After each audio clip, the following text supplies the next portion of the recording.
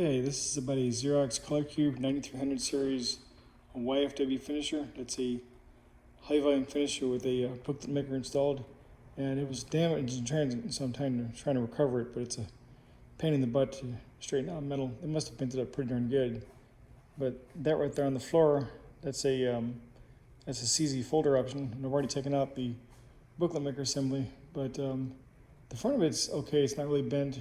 That little box on the floor right there, in between the finisher and the booklet maker, is the frame for the hole punch module. And I'm trying to put the screws back where they go, and so I have less screws to sort it later on. And the first thing is I want to take off the wiring. Sure, Simon, go ahead and mark right through my shot. Can't see him ever, and can't feed him enough. He always supposed to be on film, but okay, whatever. So the circuit board is just ever so slightly tweaked, but I checked for cracks. It's not cracked. I haven't tested it out, but I really need to. This first motor here and belt, I pulled all the stuff from that corner over there.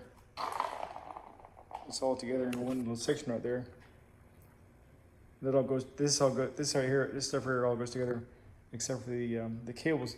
The cables are really easy to keep together. All you have to do is just do not remove the factory zip ties. It's like a puzzle. It all fits back together because when you look at it, it's not that hard to figure out. I mean, yes, when you take out the frame, the front part of it's going to come right easy. But honestly, it's not that difficult. You know, you have a few motors here and there. You actually have to keep these motors isolated. And the plastic guides there kind of tell you which route the cable goes, and you just keep them together. And so the plugs are all the harness plugs are all unique. And I think the hardest part is going to be this lifting tray right here, because I have to take off this belt and then this other supporting bracket next to it and stuff. And this metal here is actually pretty darn thick. I don't know how they bent it, but you can see. Well, I'll give you a good example. That's how thick the metal is right there. I need a tape measure to do this, but that's a good indication of how thick the metal is on the frame. And I've tried to beat it into shape with a Harbor Freight bourbon mallet, and it's just not working. I even tried using a piece of wood that my friend brought me, and that don't work either. So I'll show you. Just one thing at a time. This over here is a little difficult to do, but you know, it's if you do get in trouble with gears, all you have to do is there's little arrows that are stamped into the plastic gears, and they show you how to line what. So mechanically, it all goes back together. And carefully step around the front here. This stapling module here is going to be the biggest part. It's going to be a pain in the butt. I still have to remove the wiring over here.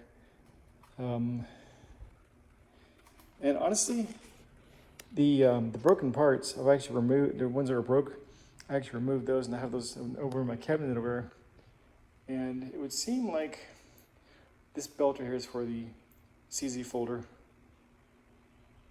And let me see what else there is. This over here I've already straightened out. You can see it's just not straight enough. I mean, it is to work for right now, but it's supposed to stay up, not come down too easily. But what happened was the 3 cones on the backside, they actually smashed into it and stuff. I guess the ABS plastic is a lot tougher than I thought. And essentially, to take this out, these upper supports would stay in place, but you have to basically remove the top of the machine. You have to, this over here, from here to here, this is all one frame piece of metal. So you got it right here, and then you take out this stuff. Oops, there's my battery. And I'll show you what else I have to do.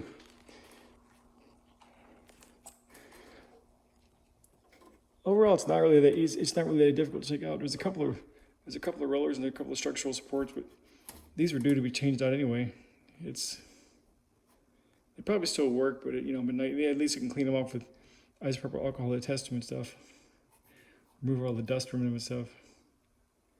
And as long as you keep everything together and neat and organized, it's fine. I'm hoping that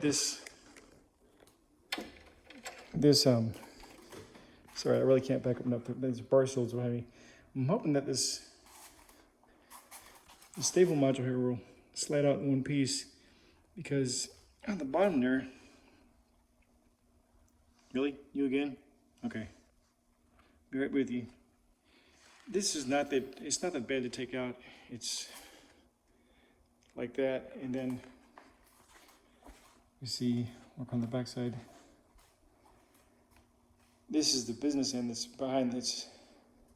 The customer doesn't get to see it's under the cover.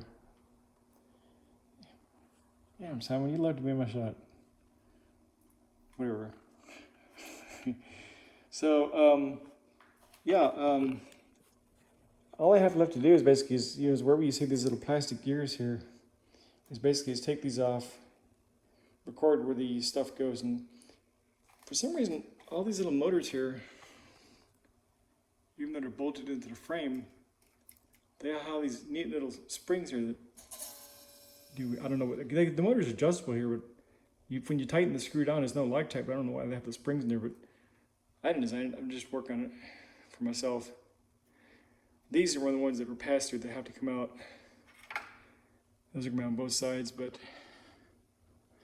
it's not that too terribly bad. There's I've already got most of the wiring taken out of there, and we'll slowly find out what else is together. This was caused by a really lousy moving company that says you're SOL. They don't want to give me nothing except for a whopping 60 cents a pound, but they damaged the printer as well. I have multiple of these, but if I were to cash in, I'd be getting quite a bit.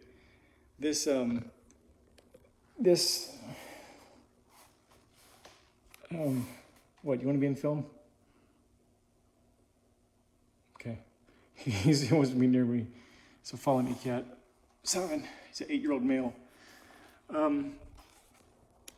This finisher probably weighs about, without this little module over here, this actually weighs 221 pounds. This little finisher over here, which was not damaged, but it's supposed to have wheels on it, but I bought it as it. I don't know about it as this, but I know it works. That right there is about 45 pounds, and the actual copier itself, what we call the MFP, the multifunction printer, probably weighs about 501 pounds. So I forgot what the math on this, but I'll show you in the other room what they look like. This is me. I keep the parts in that cabinet over there. And let's go look at one that's not damaged for the last portion of the video, and I'll show you what it looks like.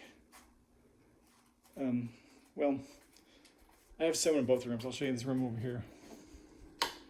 This over here is a full-fledged machine. Yeah, the plastic looks dull. The only thing missing on this one is actually the CZ finisher on the right, and the extra capacity paper tray on the left, which I don't really see a need for. I use this for creating newsletters in this format right here. You take 11 by 17 paper, and I fold it in half. I'm creating 8.5 by 11 news stories on 11 by 17 paper. So I'm trying to print 8.5 by 11 in portrait mode, but print it on landscape paper that starts out like this, and it comes out okay.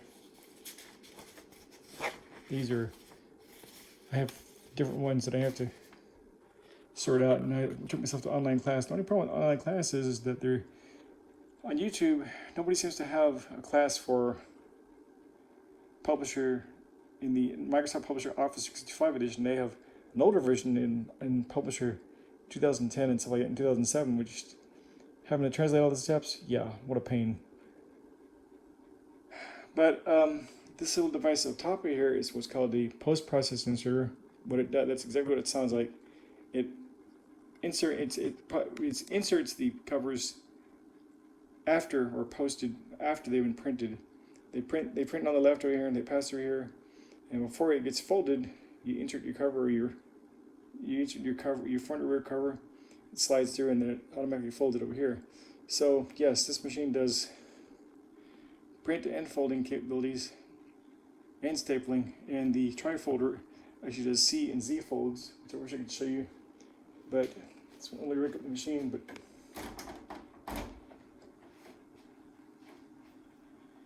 this is the inside of the machine. That slot right there in the middle, that's where a hole punch module would go. And this is the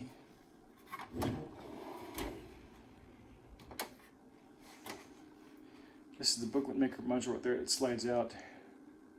And anything green in there, or with the orange knob is user accessible. I'm not gonna open the cover because then the machine will wake up. But it sleeps on the weekends and stuff usually.